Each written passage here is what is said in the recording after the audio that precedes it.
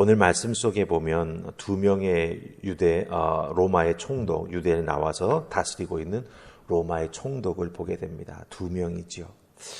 이 두 명의 로마 총독의 모습 속에서 우리들은 세상 권력을 잡은 사람들, 이 시대를 살아가면서 나름대로 뭔가 하면서 살아간다라고 하는 사람들의 모습을 보게 됩니다. 세상 속 돌아가는 모습을 이 두 사람을 통해서 보게 되는 것이죠.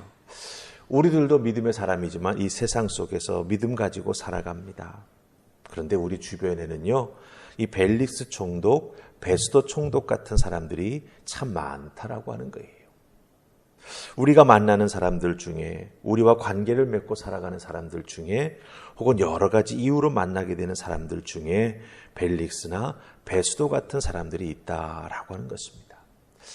이런 사람들에 둘러싸여 살아가는 우리들, 어떻게 해야 우리들의 신앙을 바로 세우고 또 한 가지, 세상 사람들처럼 살아가지 아니하고 하나님의 자녀로 꿋꿋하게 살아갈 수 있을까?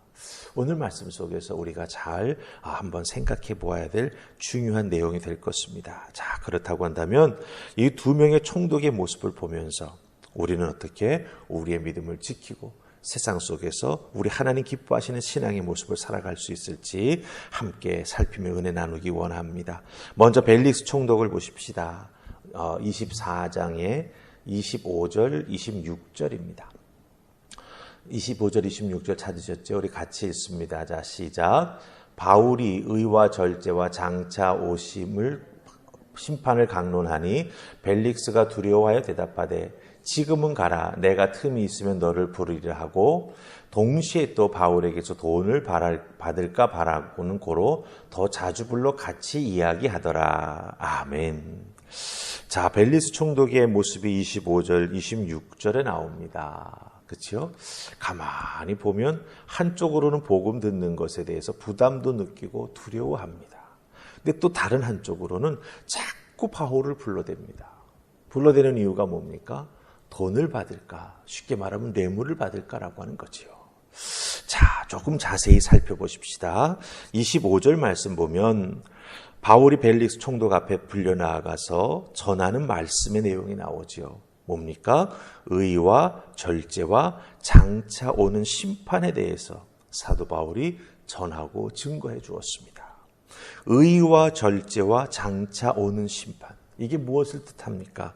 의라고 하는 것은 죄인인 사람이 어떻게 하나님 앞에 설 수 있는지, 하나님 앞에서 죄인이 어떻게 의롭게 될 수 있는지 그 이야기를 이야기한 것이죠. 즉 구원에 대한 이야기를 했다라고 하는 것입니다. 어떻게 해야 하나님 앞에 구원받은 인생을 살아갈 수 있을까?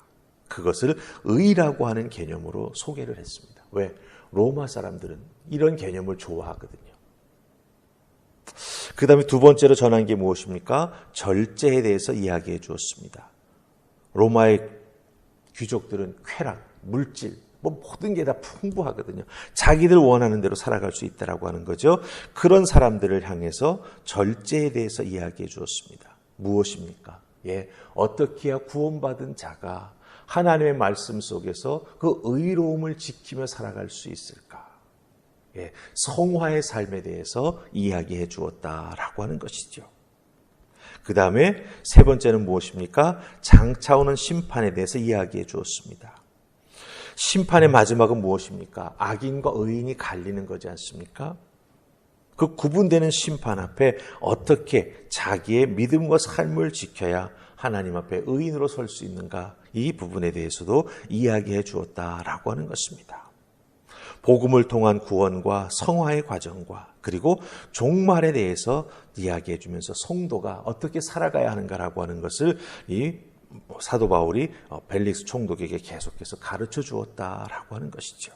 그런데 25절 말씀을 보면 이 말씀을 듣다가 벨릭스 총독이 두려움에 사로잡혔다라고 말합니다.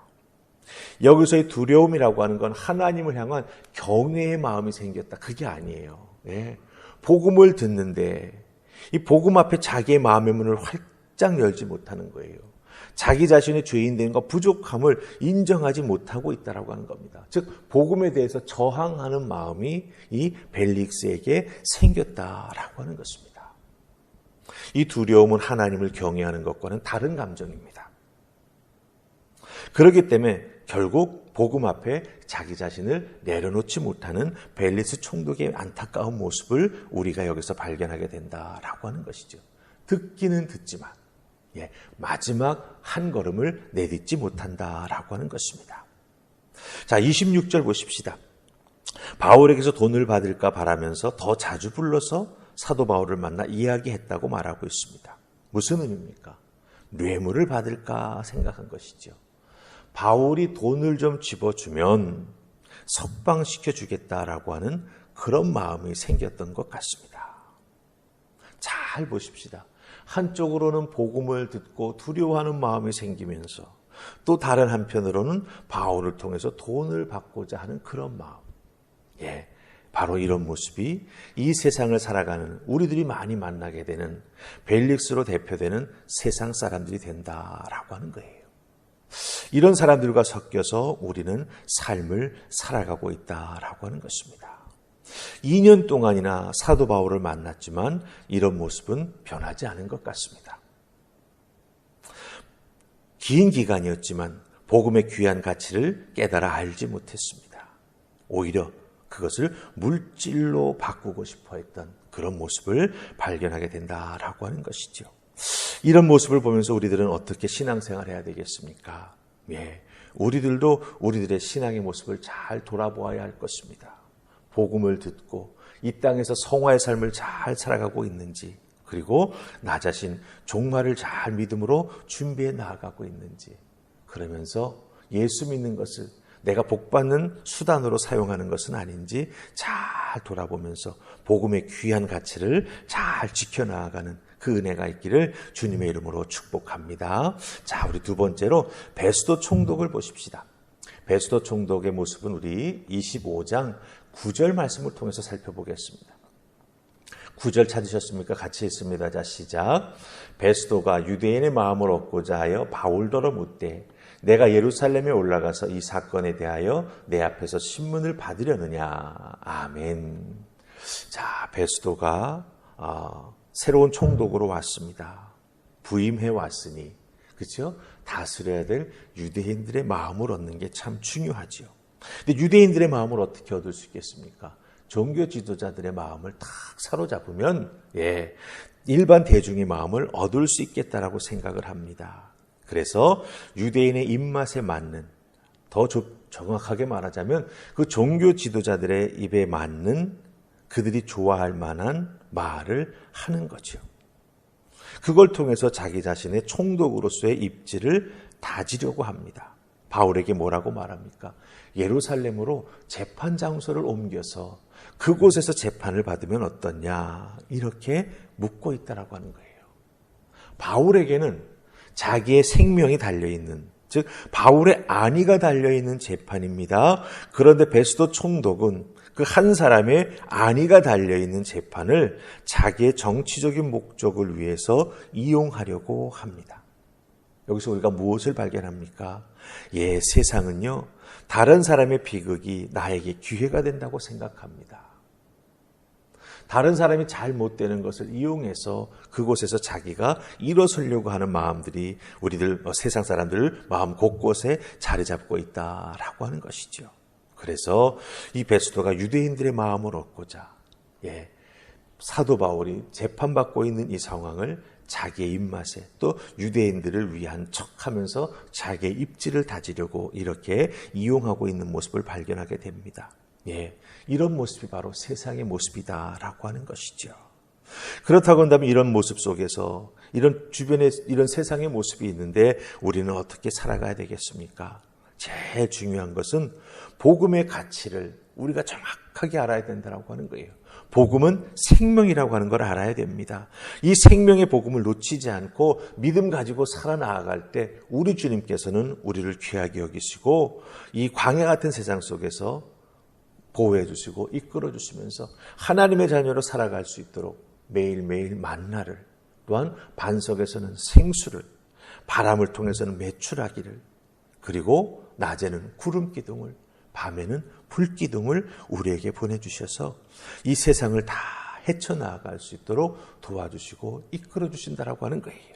그리고 마침내 가나안에 도착할 수 있도록, 마침내 천국에 들어갈 수 있도록 우리를 끝까지 붙잡아 이끌어 주시는 분이 하나님이시라고 하는 것을 꼭 기억하면서 여러분의 삶의 자리에서 복음의 그 가치가, 그 복음의 귀함이 변질되지 아니하도록 믿음으로 잘 붙잡고 여러분의 삶에서 귀하게 여기시면서 마지막을 준비하며 믿음 생활 잘해 나아가시는 여러분들 되기를 주님의 이름으로 축복합니다. 아멘. 우리 기도하십시다.